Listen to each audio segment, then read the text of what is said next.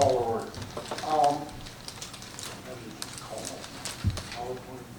While you're doing that, I'll note that I think that everybody should have gotten materials as we checked in at the door. There is a link to the electronic materials, which if you did not get those over email, you can access them at the link on the index. And there is CLE credit for this event. Make sure that you sign in with your ARDC number and please fill out the evaluation form. 1 minute. 1 minute. Okay. Good afternoon, everybody. Thanks very much for coming. I won't carry out my threat to call on the people in the back, even though you're all crowded back there. Thanks for coming.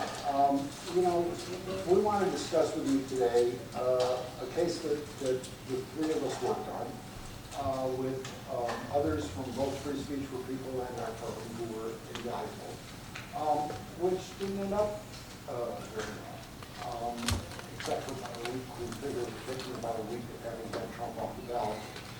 But still, I think for better and for worse, there are lessons learned and things that we wanted to share with people and talk about the experience doing it. And so thank you for coming, and I'm certainly glad to see that the interest level is high even outside of that.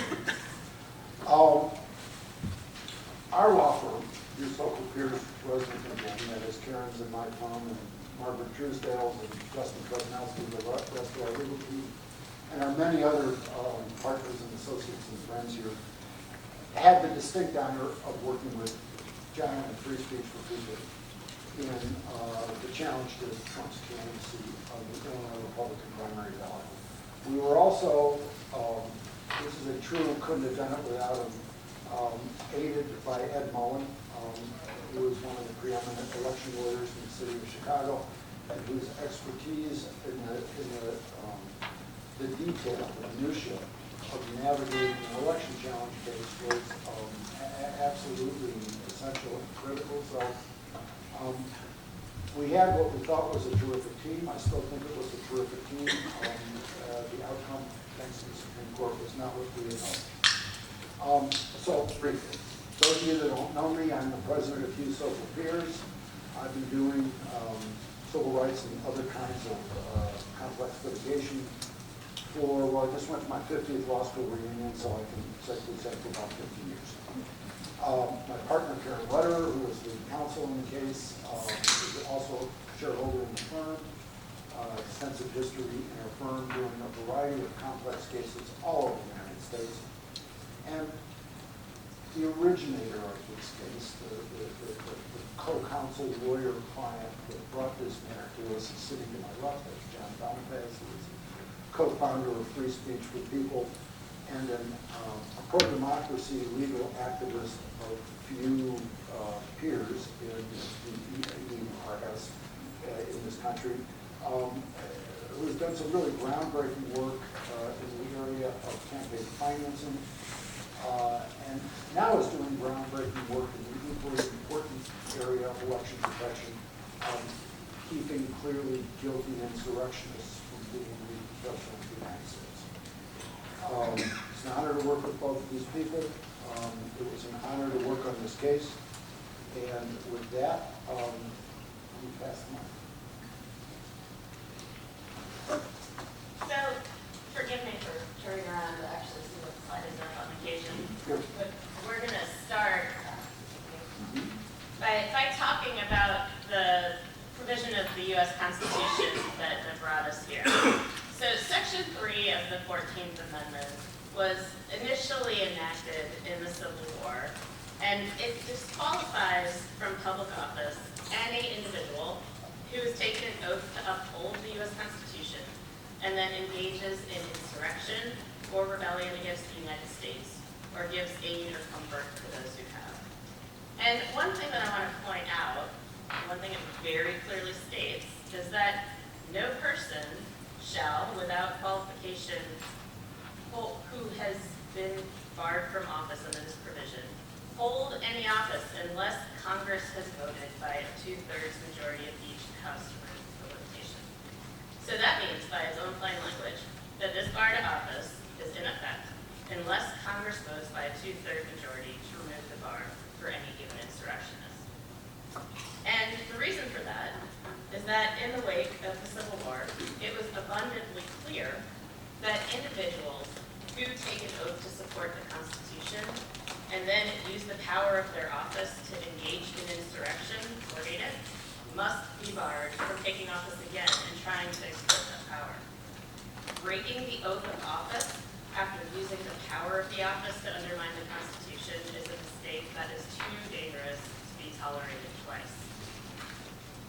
And the way that that ties into the cases that we're talking about today is that on January 6th, 2021, as most of us know, hopefully all of us, former President Donald Trump incited hundreds of violent insurrectionists to storm the Capitol in an effort to overturn the results of the 2020 election and prevent Joe Biden from taking office.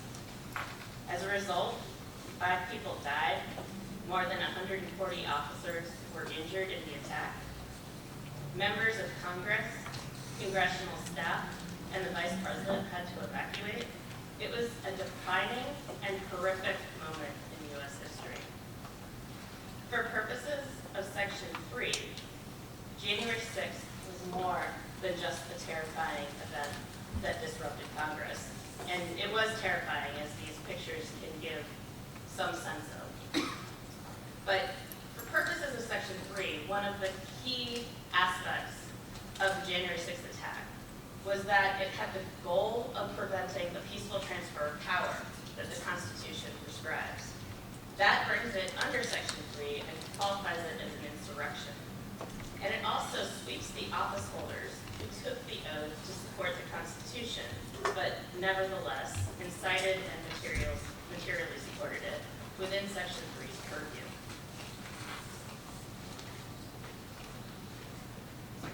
And because of that, Free Speech for People began leading an effort to try to make sure that we could utilize this constitutional provision that was so clearly designed to come into effect in this type of situation.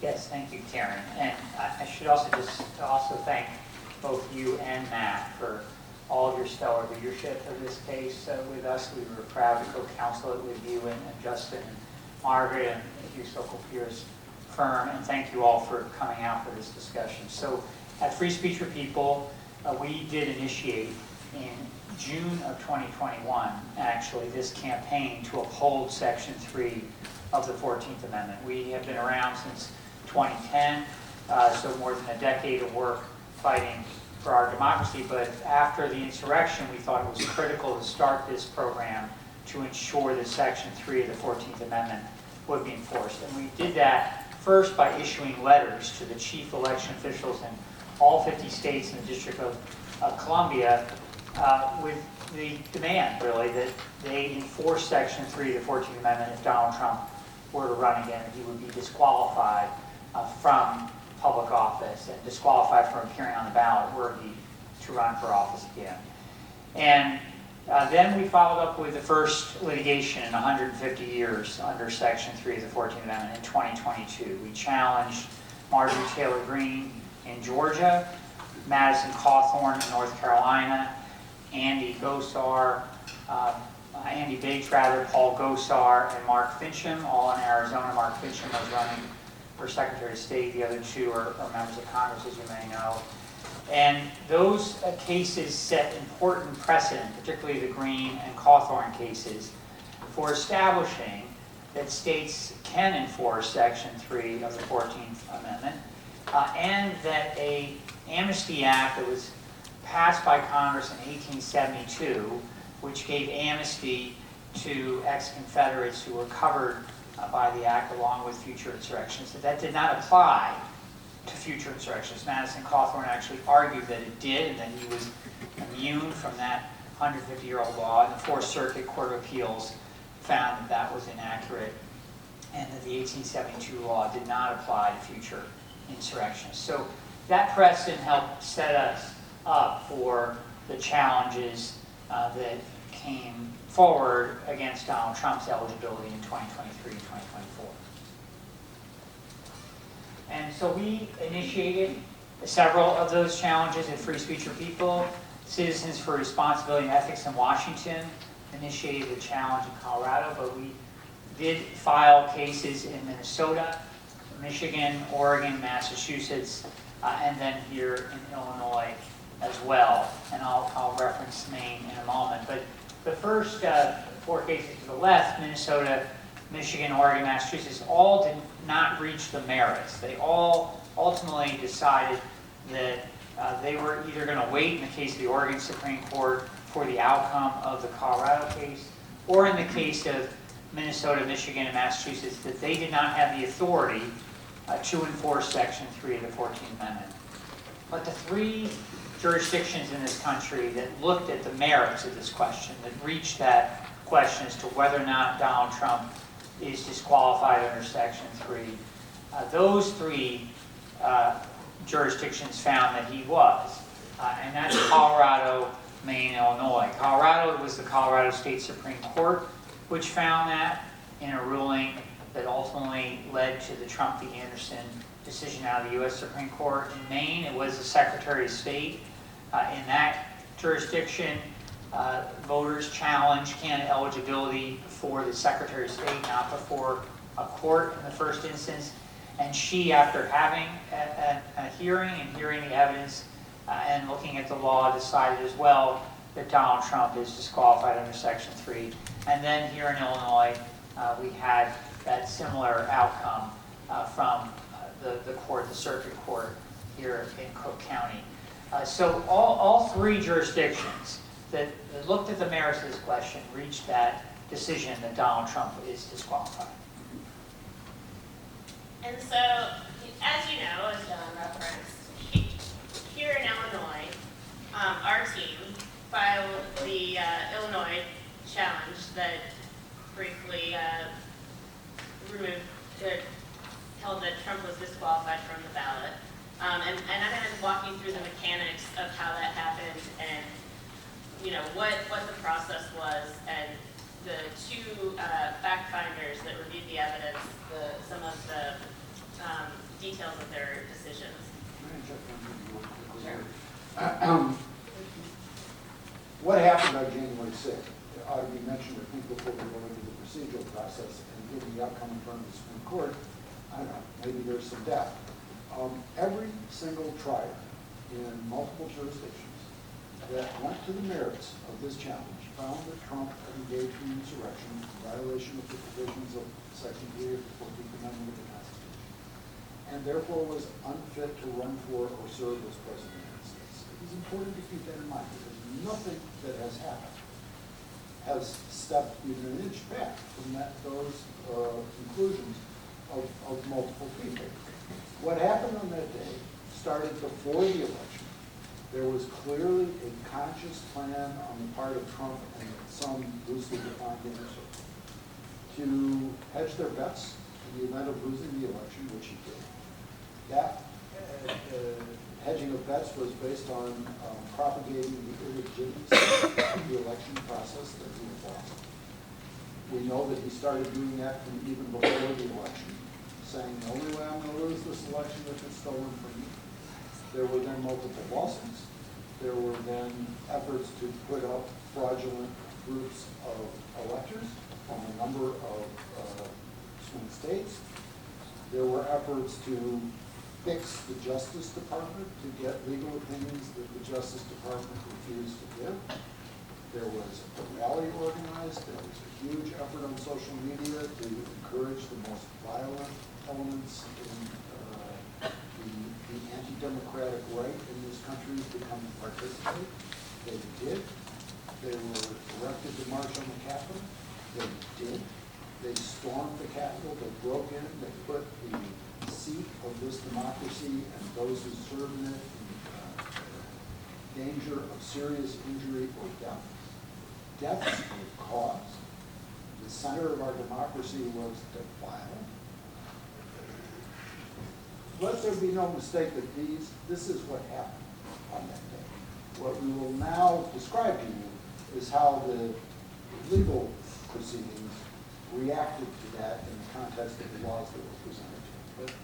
But please keep in mind, an insurrection occurred, sitting president of the United States engaged in it, and nobody seriously, including his lawyers in this litigation, contested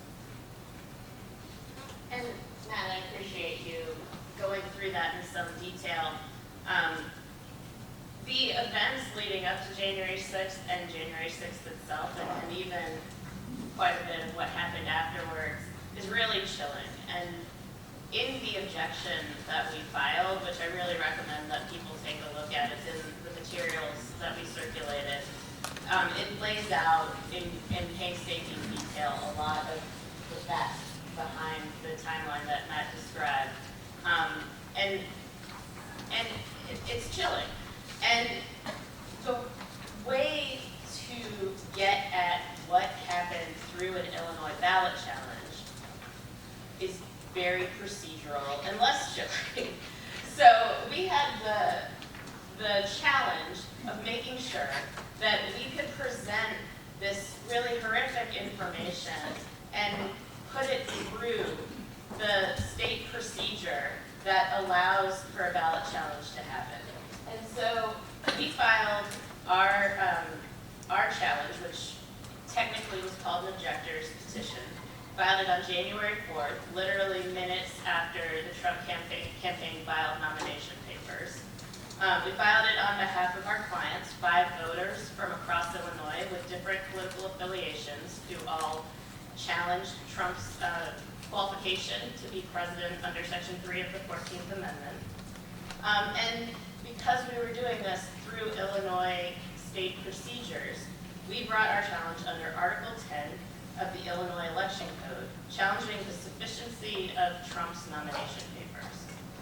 And under Illinois law, the way that a challenge like this works, either for a presidential candidate or any other type of candidate, is challenging the nomination papers on the basis that the candidate's sworn statement that they were qualified for office was true. So basically, our position, which follows, again, the procedures that are very clear under Illinois law and a long history of ballot challenges, was that because Donald Trump swore under oath that he was qualified for the presidency, but he was constitutionally disqualified under Section 3, his nomination papers were invalid. So the first step of our challenge was before the Illinois Board of Elections, which due to a statutory quirk sits as the Illinois State Officers Electoral Board. And the way that that worked is first there was briefing and a hearing before a hearing officer. And in our case, because of the circumstances and the significance, the Electoral Board brought in a retired Illinois judge, Judge Clark Erickson. And this was really significant because, as Matt alluded to, he was a very experienced judge who also happened to be a Republican, but he generally was very well positioned to evaluate the legal arguments and the evidence that we were bringing. And we had a very compressed briefing schedule to do that. It was really a matter of approximately 2 weeks to engage in a huge amount of briefing, going through very complex legal arguments, very clear, I might say, in our view, in terms of what the law required in terms of the implementation of Section 3. But still there were a number of arguments that had to be addressed and a huge amount of evidence. But one unique and useful circumstance was that the Colorado ballot challenge had just concluded. There was a full 5-day trial, there were 5 days of witness testimony, there was a huge amount of documentary evidence in the form of video and written exhibits that had been put on at that trial. And that was evidence and witnesses that were put on both by Trump and the voters that were challenging. So in our case, we agreed, and by we, I mean our side and the Trump legal team, agreed to utilize the exhibits and the testimony from the Colorado trial in our challenge. So we were working almost exclusively with a bottled record. And given the fact that we had approximately 2 weeks to engage in hundreds and hundreds of pages of briefing, that was somewhat useful. But it was also very, very robust.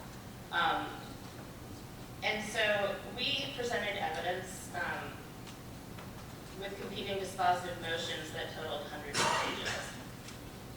And at the end of that, we had a lengthy hearing before Judge Erickson highlighting legal arguments and evidence. And after presenting many briefs, Judge Erickson reached two conclusions. First, as a matter of state law, he expressed skepticism that the Electoral Board had the authority to hear the ballot challenge because it involved constitutional analysis. We disagreed with that, but nevertheless, he also found and strongly stated that the preponderance of the evidence showed that Trump engaged in insurrection and should be disqualified from the presidency. So Judge Erickson, who again is a Republican, he did not reach that conclusion lightly. He did a comprehensive review of the evidence and made specific findings. He said that Trump's language was a call for violence upon the United States Capitol.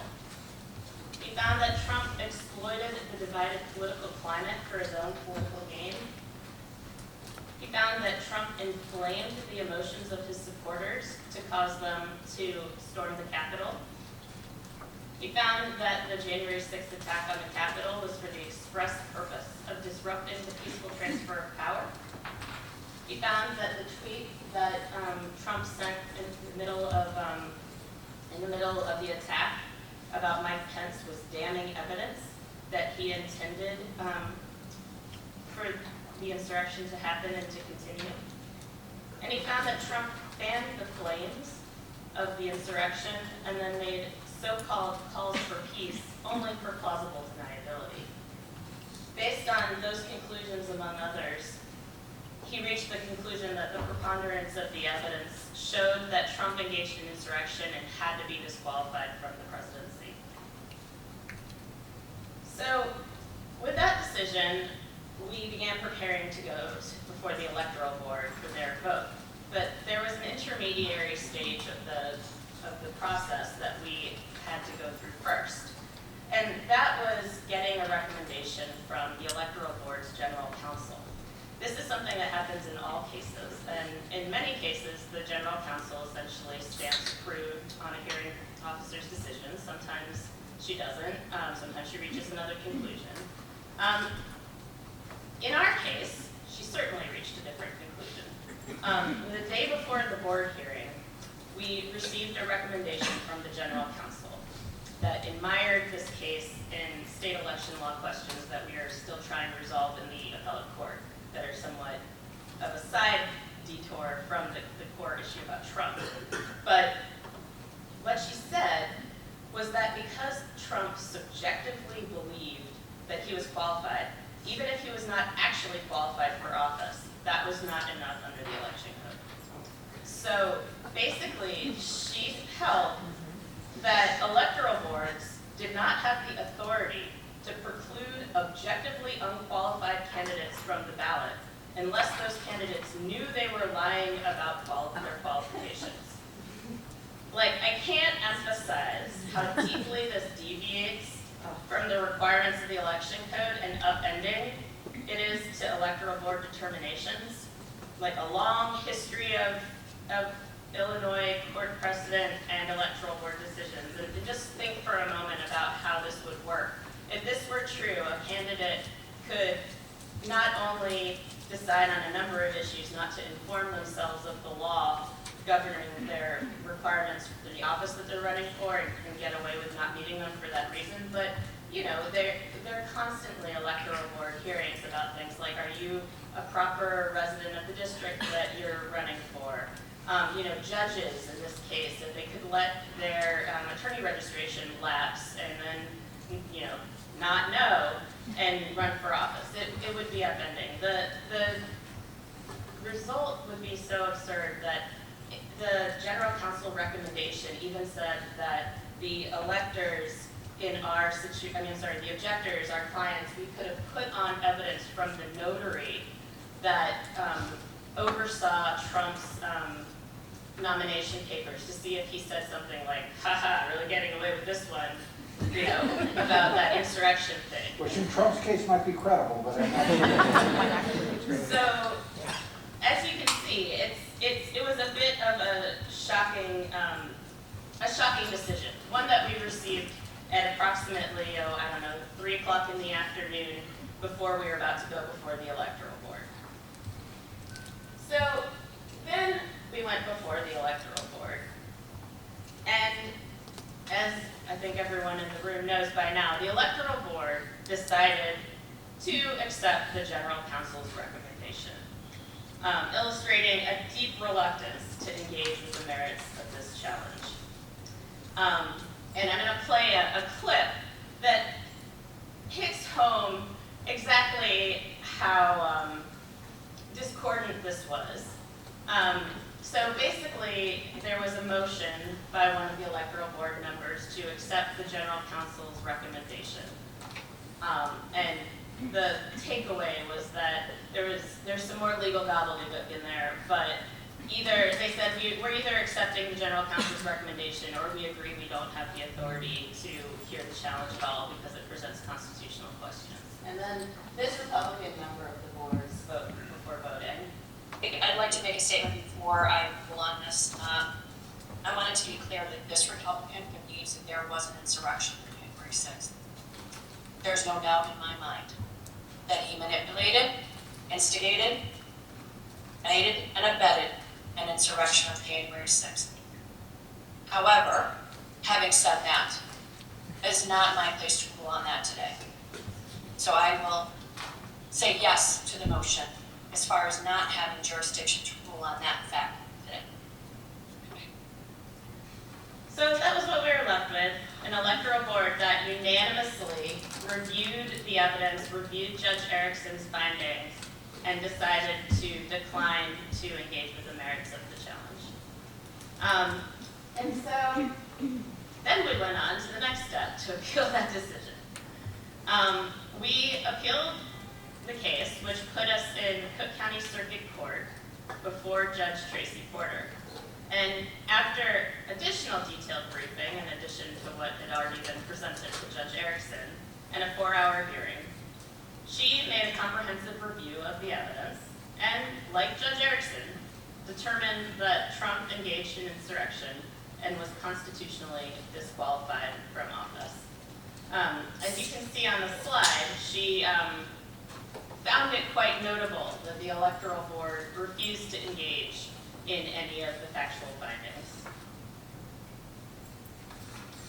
She also found the general counsel's recommendation to be contrary to Illinois law, that, essentially candidates should be removed from the ballot if they are not qualified, regardless of whether or not they knew they were qualified or lied about being qualified.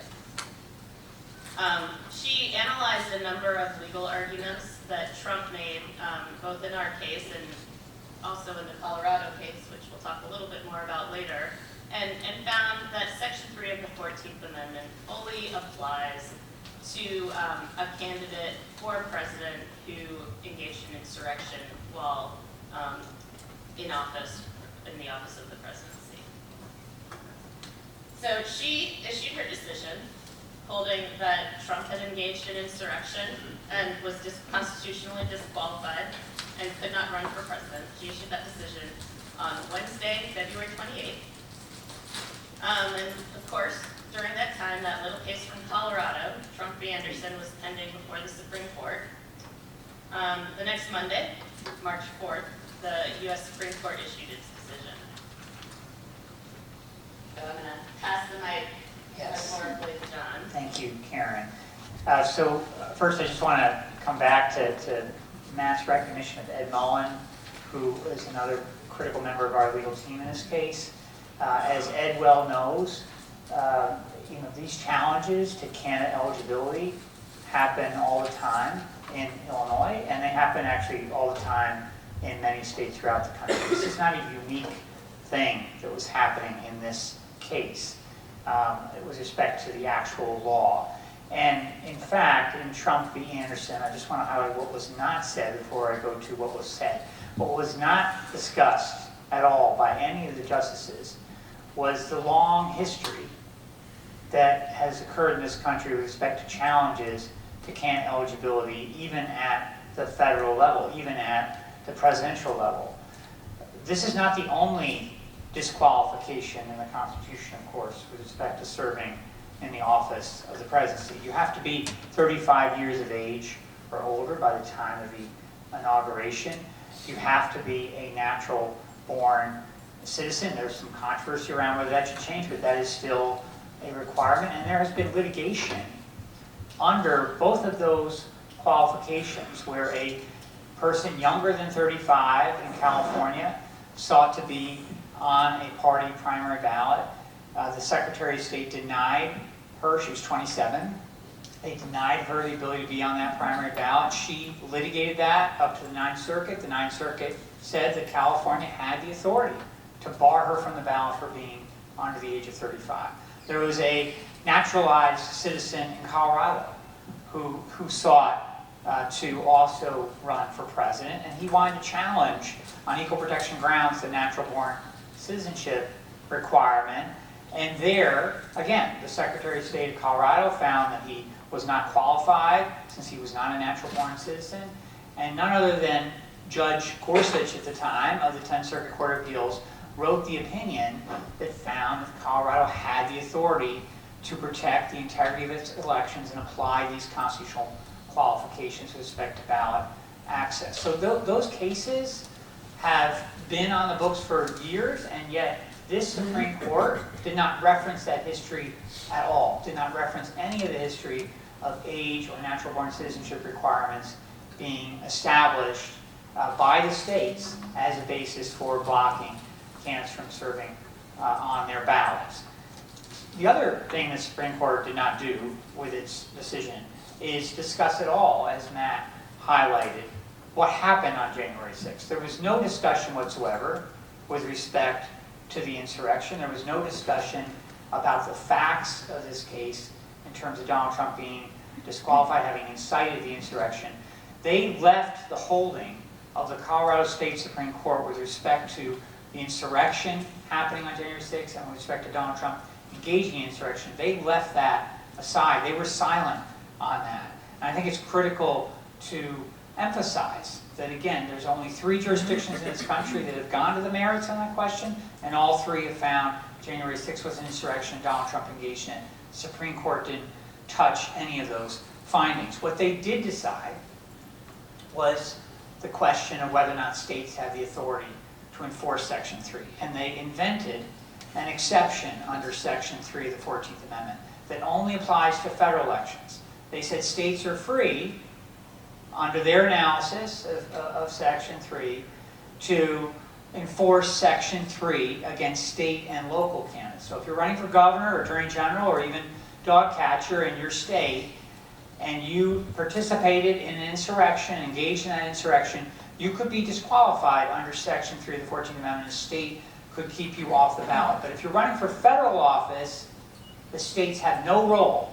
Despite the fact they have a role on age qualification and natural-born citizenship qualification, you have no role whatsoever in barring a candidate running for federal office to be on your state ballot. They invented that exception.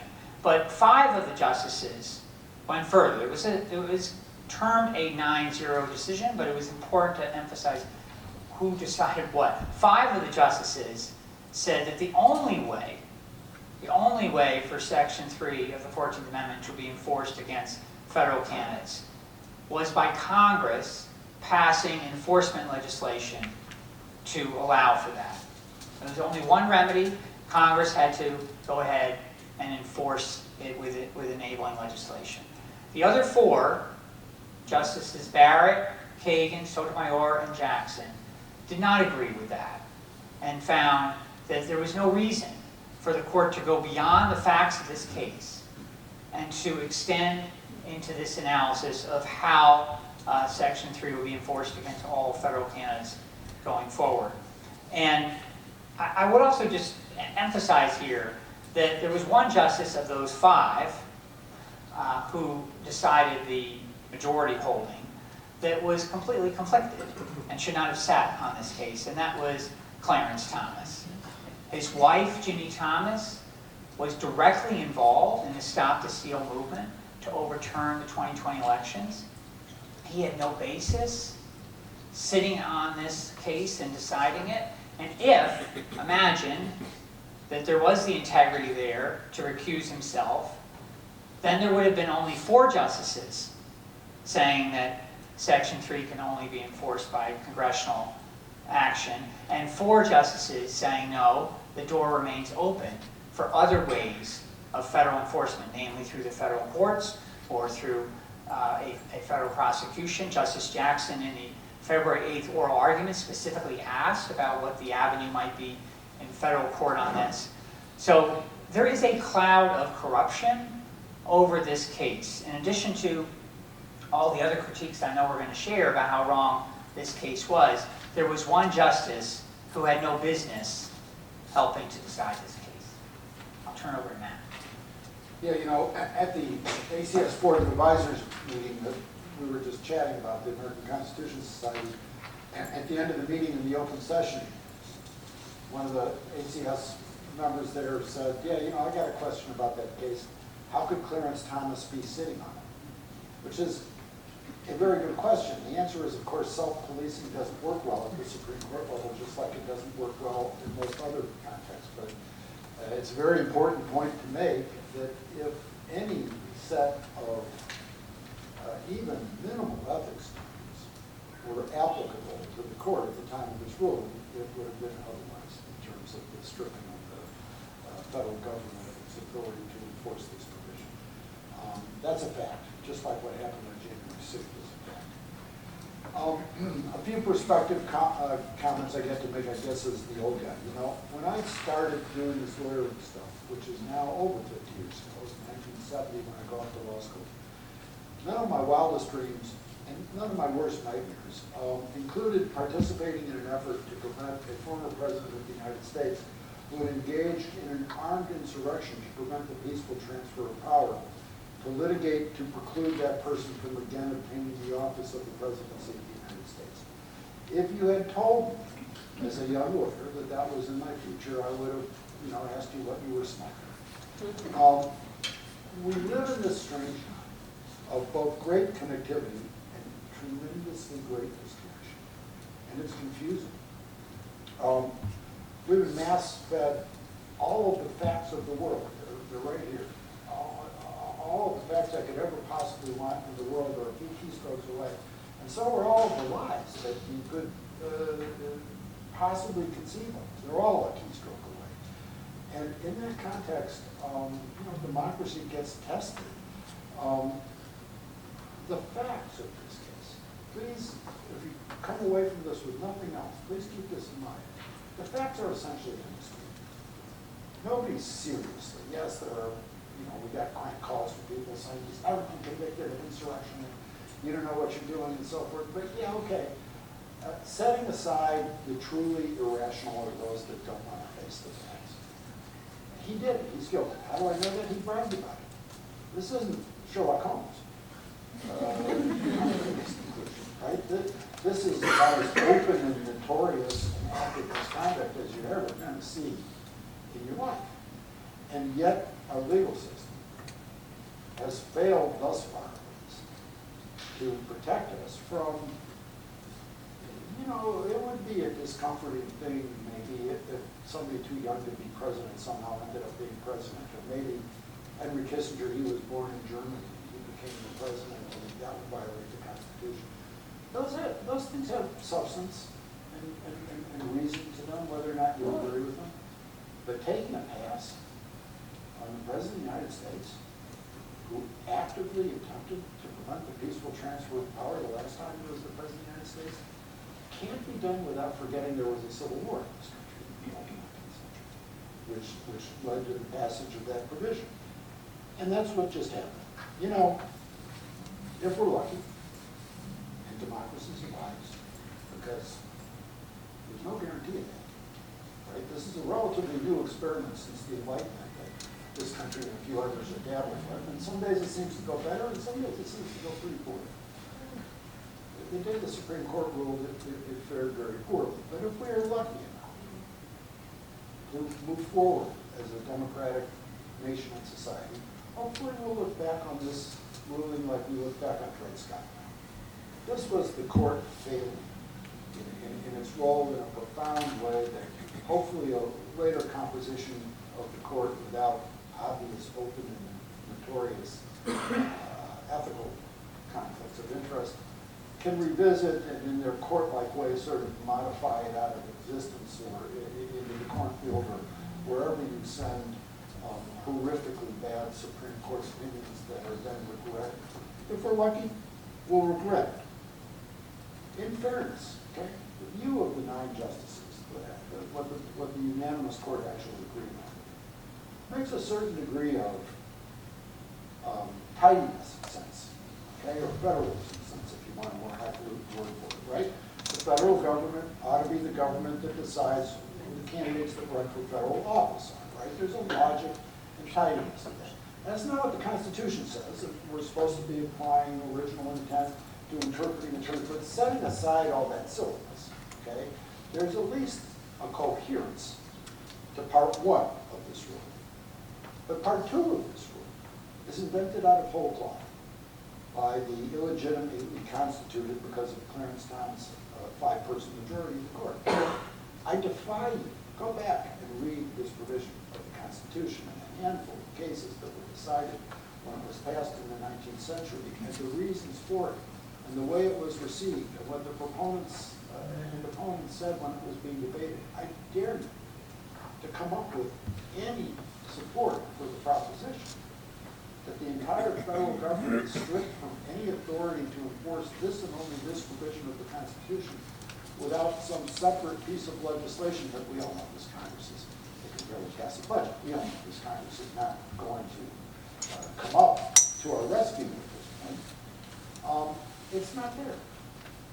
So this was a political decision to duck this issue in such a way that it was dead in any context other than part of the ongoing criminal prosecutions, which may now, except for New York, be too late to matter. This is like Dred Scott, okay? This is like dehumanizing a human being. This is stripping a democracy of its ability to defend itself. An ability that not the first generation of founding fathers, I know that's a sexist term, but they were guys until well into the last century that mattered in terms of passing laws in this country. Okay? After the Civil War, a set of critically important changes were made to the constitutional limits of activities in this country. People who had been jailed were free to participate in the society. And then you had the problem of figuring out, how do you do that exactly? It's not like you wake up one morning and everybody's equal and society goes on, right? There's a lot of work to be done between emancipation and participation in a democratic society. And that's what they set to work doing. And in one critical way they set to work doing it is saying, there's one thing you can't ever do again, members of the society. You can't try and overthrow this government again. Not anymore. As a practical matter, this provision of the Constitution has been killed. So, there you have it. There is indeed, as has been mentioned by my colleagues, a long history of states adjudicating constitutional provisions of candidacy with regard to federal office. Illinois and California and states all over the country. It's unclear, frankly, what this opinion does for the other constitutional provisions that have been routinely applied by the states around the country, because the logic of it is simply, this is a federal office. This is the federal office. This is the biggest Megillah of all the federal offices, and that's got to be a matter of federal determination. It can't be state determination. That's true for the age limitation. That's true for the national origin limitation. That's true for the residency limitation. So the logic in this case is that state courts might be out of the business of all of those constitutional provisions. Silly us who've litigated in these courts for a while, we thought that the idea of the federal Constitution was that everybody had to obey it and enforce it, not not that it was a document of limited applicability, limited only to the federal courts. State courts have to follow it, boards of elections have to follow it. In this case, everybody died because the politics were toxic, and they are.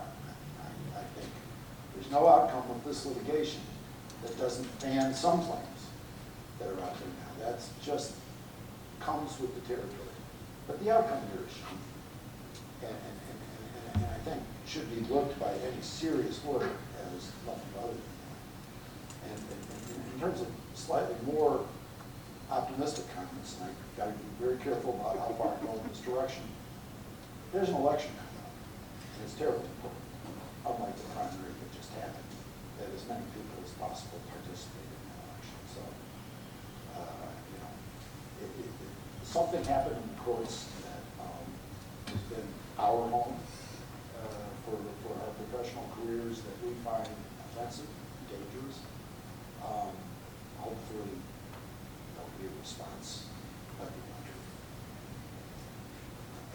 So, echoing Matt's comments, Trump v. Anderson was dangerous, a disappointment, and is a huge problem. But we are extremely fortunate that organizations like Free Speech for People continue to do election work, and we're grateful, especially to Free Speech for People, for some of the really groundbreaking election protection work that they have done and they're doing. And John, I know we didn't talk about this earlier, but I'm hoping that maybe you can start with some of the 2020 cases. Sure. And then move on to some of the work that you're doing in this election cycle. Sure.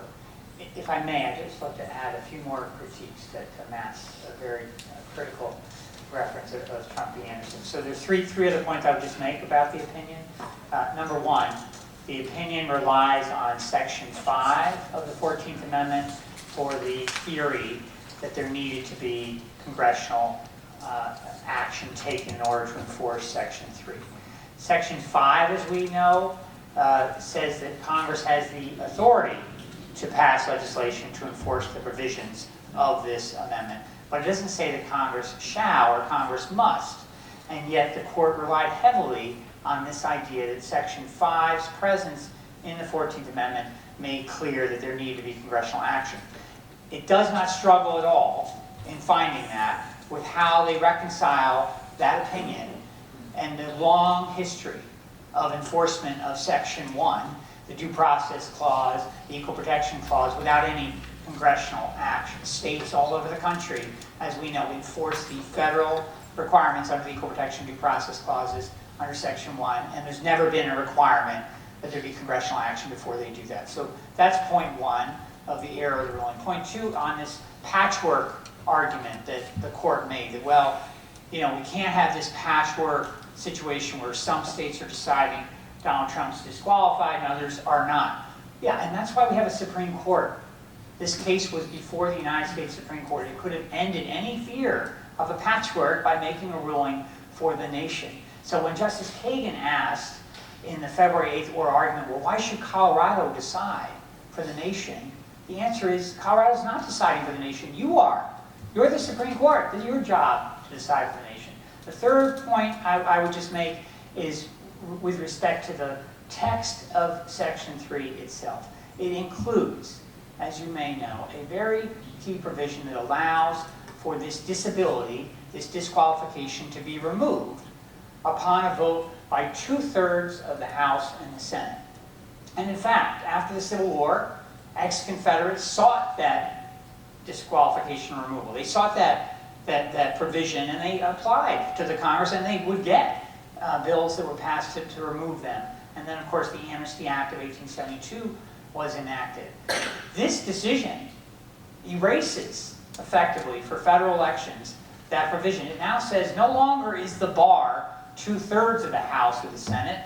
The bar is less than 50% of Congress. If less than 50% of Congress does not want to pass a law to enforce Section 3 against federal candidates, then you who have been disqualified based on the text, you get your disqualification waived by the fact of this decision saying that Congress is not able to pass this act. So those are the three additional points I would just make. Moving on to election protection, we do believe very strongly in free speech for people, that the fight for our democracy must include the fight to protect our right to vote in our elections.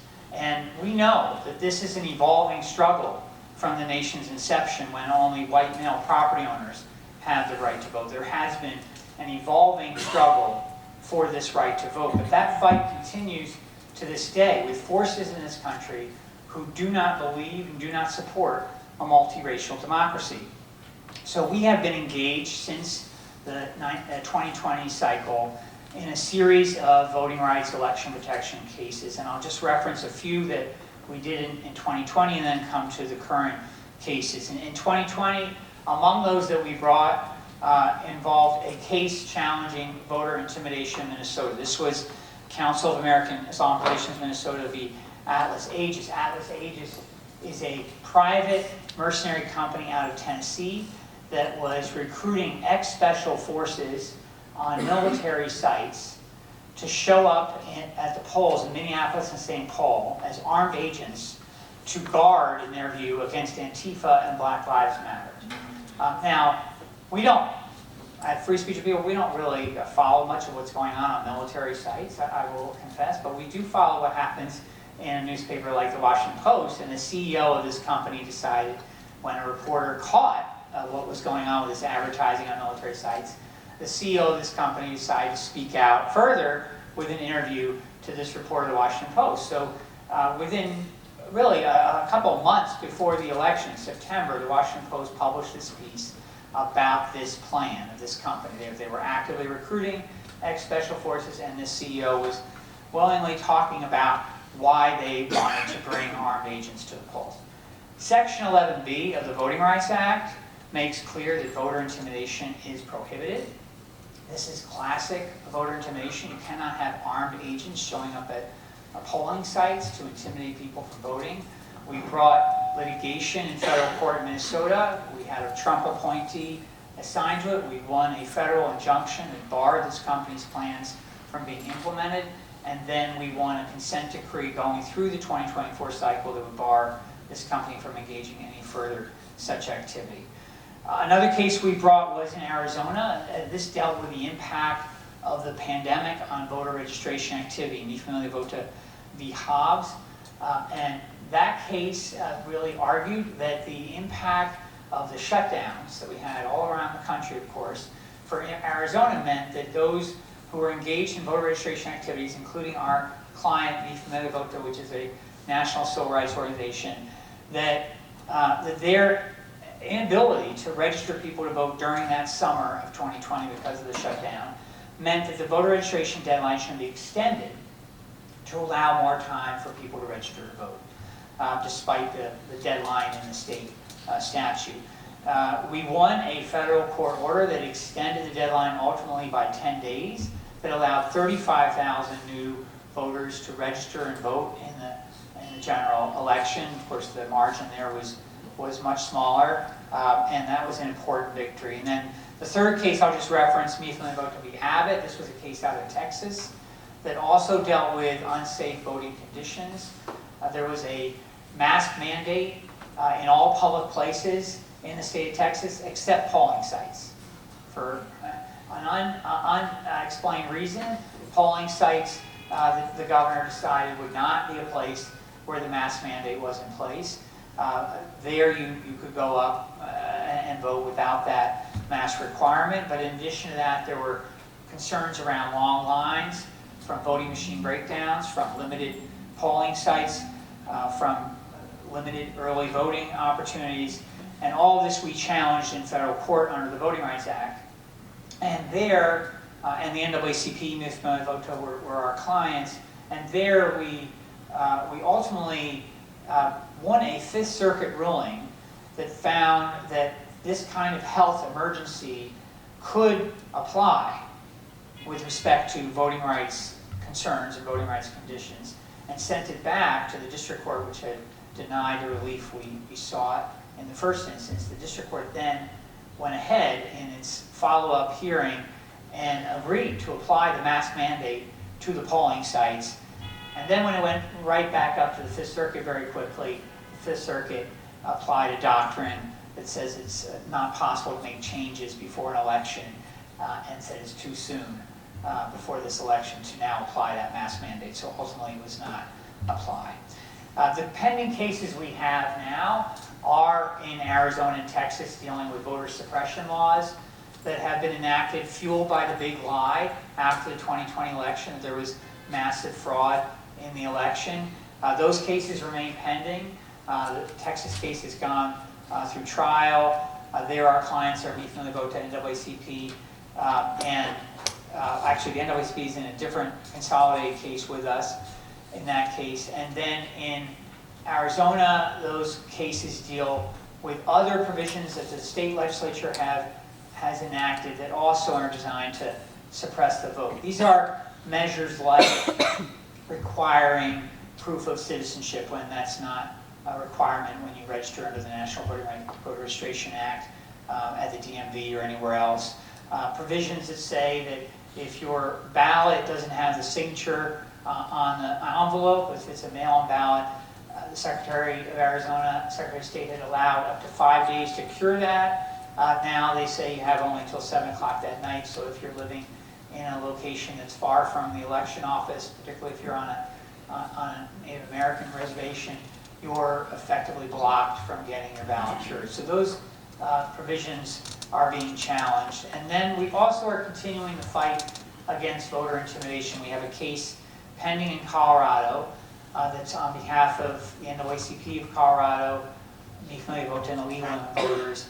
And that's dealing with another matter that's being fueled by the big lie, which is a group calling itself the United States Election Integrity Program. And they're going door to door, they have been, going door to door with the voter list that they're able to purchase from the Secretary of State's office, and showing up and claiming that people are voting fraudulently in this past election, naming the people who live in those homes, taking photographs of their homes, sometimes showing up representing themselves as being with the County Board of Elections, sometimes showing up armed. And all of this is designed to intimidate particularly new voters. Every step of the way, these defendants have sought to block this case from going to trial. They filed a motion to dismiss, they were denied. In federal court, they filed a motion for summary judgment, they were denied. They even filed an abusive process and defamation claims against our clients, and they have been denied. They've just renewed those claims again after it had already been decided by the federal court.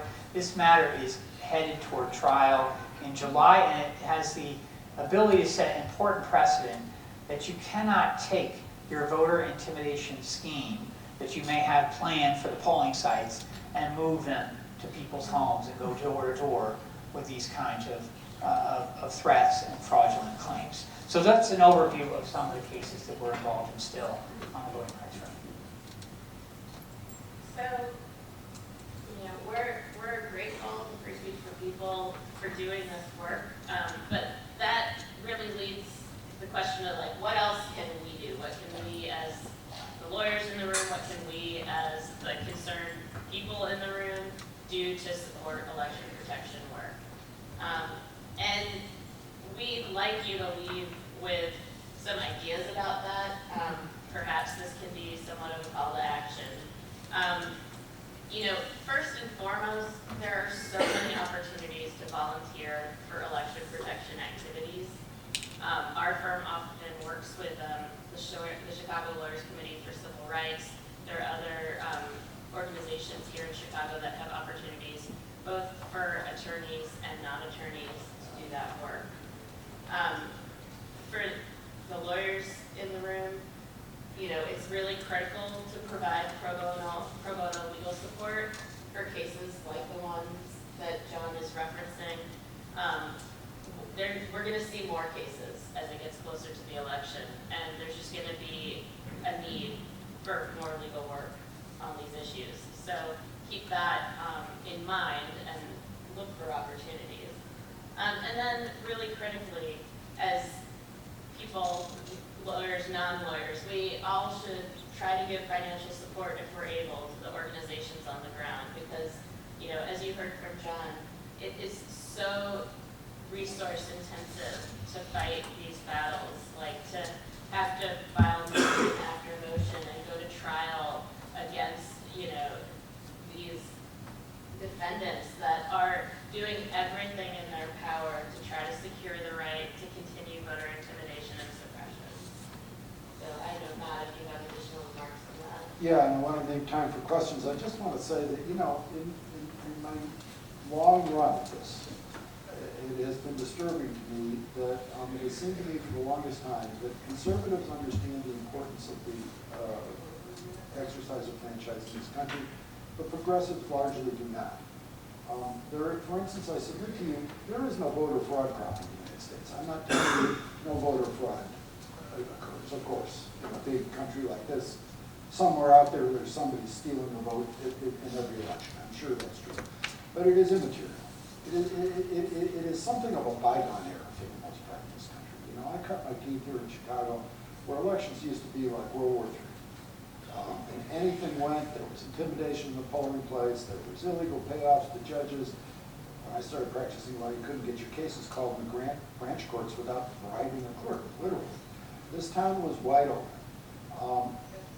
There isn't, and Ed can correct me if I'm wrong, but there isn't modern chain balloting and unauthorized aid to people in senior citizens' residences and all the other games that used to be everyday activity in election day in Chicago. They're gone. They're of historical import. Old guys like me get to reminisce about the old days when things were really bad.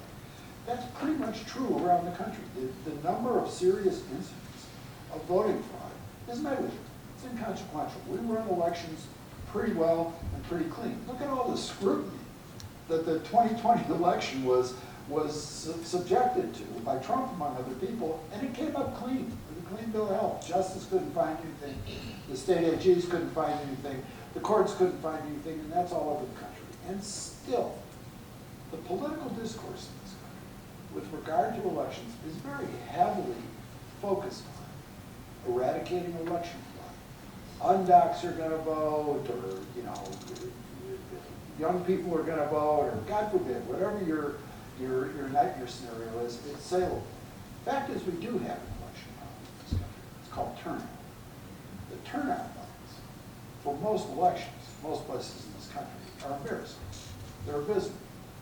And the more cynical people get, the more things like Anderson v. Trump cause people to sort of throw up their hands and say, well, your system's failed. The worse that problem gets. And so, it's a typically obvious sort of mainstream good government aspect that I have with, but any activity that any of you can engage in that encourages people, regardless of who they're going to vote for, to get out and vote, is something that this country very badly needs. We just did a primary election here. I will grant you, it wasn't a very sexy primary election. Except for the state's attorney's office, there wasn't like a hot race that anybody was particularly watching. I think we got slightly less than 20% of the registered voters to turn out on that primary. I mean, even for a primary. Hey, your registered voters are a minority of your eligible voters, right? People who actually voted. 20% of them showed up. That's a profound problem, even more profound than allowing insurrections to run. And it's something that everybody has some ability to impact. And it's terribly, terribly important. I want to highlight that more information about free speech for people, you should have packets.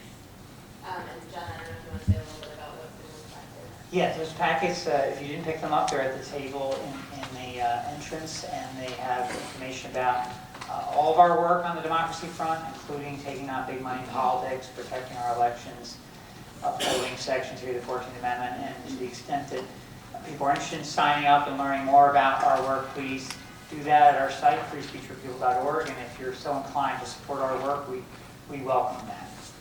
We're going to stick around for questions if anybody wants, as long as people want. Let me just say, we have worked probably with every major legal not-for-profit in the country at this point.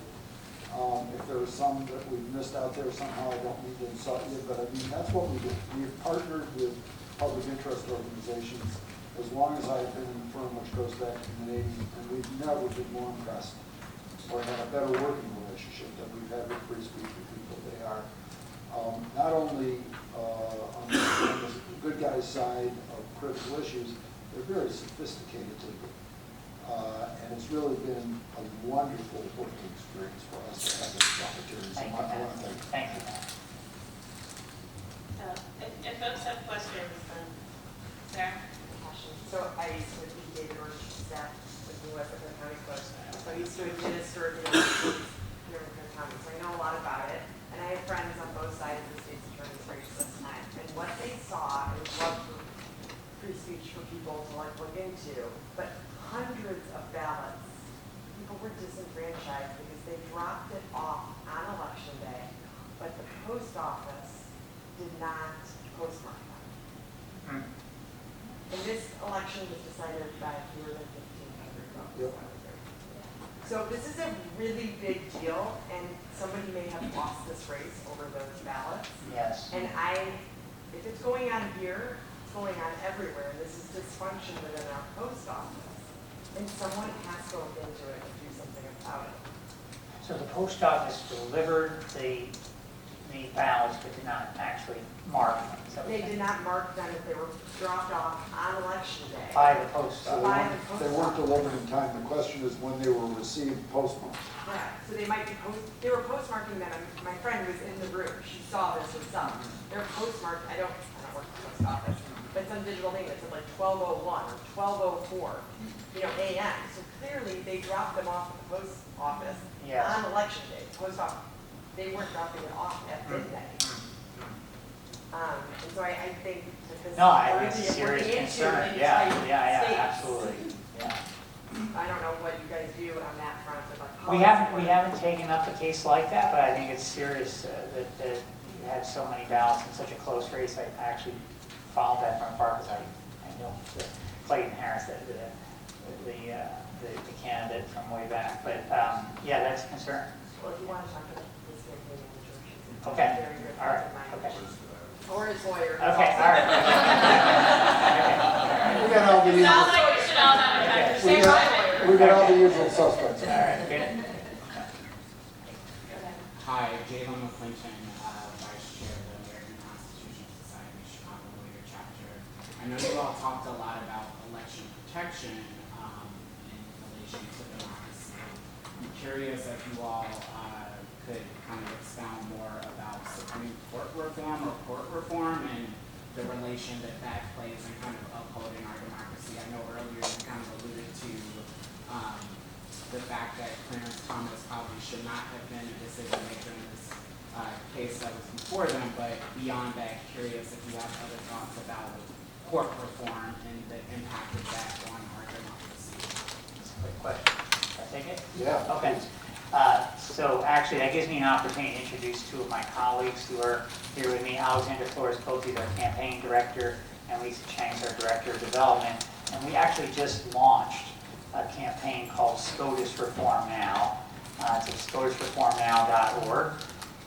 Alexander is featured in our launch video for highlighting what we're trying to do with this campaign. We are very much of the view that this Supreme Court needs to be challenged for the corruption that's happening at the court right now. So we have four key areas of this campaign. Number one is we want the Senate Judiciary Committee to investigate that corruption.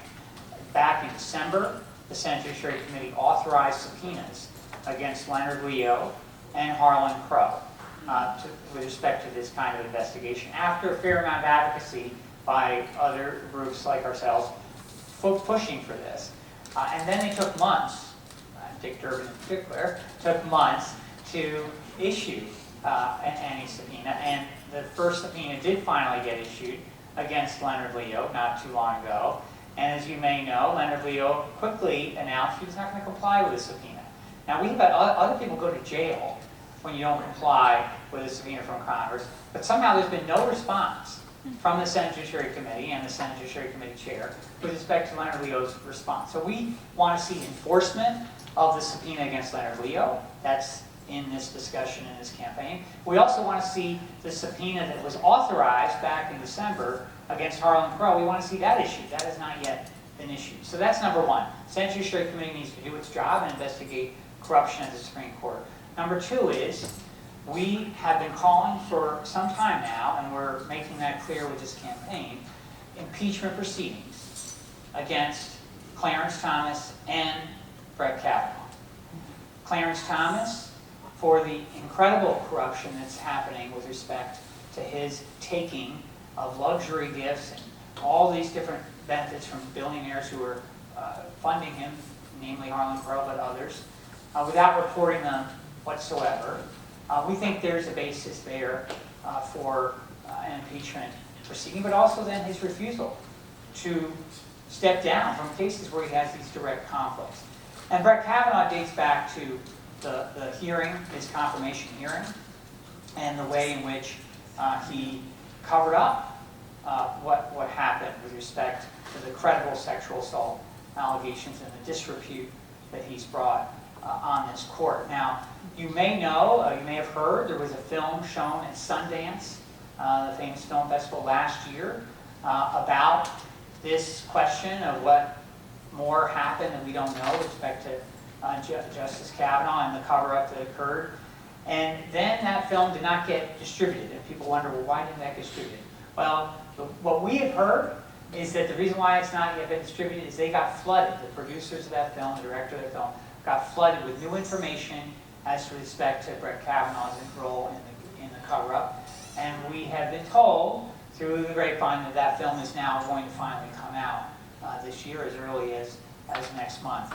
If and when it does get released with this new information, we think that's an important basis to renew this call for impeachment proceedings. So that's the second point. The third point is around the ethics reforms that need to happen. There is pending legislation in the Congress on this. As Matt says, it shouldn't be self-policing. This should be applied to them as well. You know, I think it's pretty clear right now that we have a court that doesn't have any oversight with respect to its actions. And now I'm actually forgetting the fourth point. I don't know if you expand the court. Thank you, Alexander. The final point is expanding the court. So we have signed on as endorsers of the Judiciary Act that has been introduced in the Congress, that is got a lot of co-sponsors, that calls for 4 new seats on the Supreme Court. There's nothing in the Constitution that says it needs to be 9. In fact, it wasn't always 9, it was 6. And in fact, there's been an expansion of the number of circuits that we have. We didn't always have 13 circuits, so the number of cases, the number of petitions that come before the court are far more numerous. But this would also, in our view, go a ways to helping restore balance and integrity to the court. So we fully endorse and support expanding the court. But having said that, of course, the expansion of the court will only be as effective as the persons who land on the court once it's expanded. Yes. And that takes you back to the elections that I was referring to before. As it's currently constituted, it's painfully apparent that at multiple levels, the federal government is not functioning well. It's not alone in that regard. It has a lot of company from lots of states and local governments around the nation, but it's a little bit more impactful than most, if not all of them. And this upcoming election is terribly important. I think it is possible that both houses of Congress flip. It's amazing to me, after having lived through the facts of this case with learned co-counsel, that this presidential election is a close call, but this presidential election is a very close call. And so the reforms of government are essential, but the government officials capable of enacting those reforms are a prerequisite to those reforms. Lori? I have a related question about SCOTUS, which is, did anyone in Trump v. Anderson challenge Justice Thomas's qualifications to actually sit on the case? Is there a mechanism for that? We thought we were not, I should say, the counsel in that matter. Right. So we didn't have the ability to file that kind of request or challenge. But we certainly thought it should have been filed. The decision was made not to do that. but you know, among the council. But that was not, you know, the only voice on this, right? There were people in Congress who were calling for Thomas not to sit on that case, just like they have now called for him not to sit on his current pending case dealing with whether Trump has immunity for any criminal prosecution. But he has, of course, not recused himself from that case either. Susan? Since the presidential election is less than 6 months away, what predictions do any of you have about places we should be looking at where there is possible there will be possible voter suppression efforts, either within our driving range like Michigan, Wisconsin, or any place else that you know? You want to take those? Well, the obvious suspects are the swing states, which are imperiled, and Michigan is the swingingest state in peril within a short drive from here. I think, among other things, the foreign policy of the United States vis-a-vis the Middle East is going to hurt one party worse than the other in the state of Michigan, and therefore I think it's going to be very close. And electoral politics have been a contact sport in Michigan. Unfortunately, in a number of instances, it was one of the places where the false Trump electors were recruited. There was a plot to kidnap the governor, silly little things like that make you wonder about how well things are running. So I think there will be lots of voter protection outfits in operation in Michigan. And in terms of being accessible to Chicagoans, well, it's across the lake. So. Yeah. And I would just add, I mean, one of the biggest challenges with this work around election protection is the need for rapid response. Yep. The fact is that often this kind of voter intimidation, voter suppression doesn't happen months before it happens, weeks or days before. One case I didn't mention that we have that came 2 days before the New Hampshire presidential primary, dealing with fake robocalls that were sent to thousands of voters with artificial intelligence created voice of Joe Biden. It wasn't Joe Biden, but it sounded like him, saying to people, I urge you not to vote on Tuesday, save your vote for the general election. And this was, you know, clearly coercive and in violation of Section 11B. So we have a pending challenge in federal court against those who designed and launched those calls. Not just for them not to do it again in New Hampshire, but a nationwide injunction. But I think that's the kind of threat that can happen without any real notice, and it requires a fairly rapid response.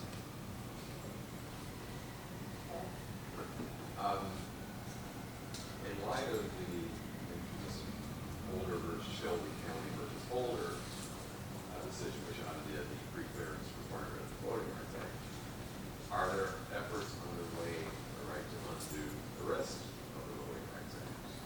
How useful is what remains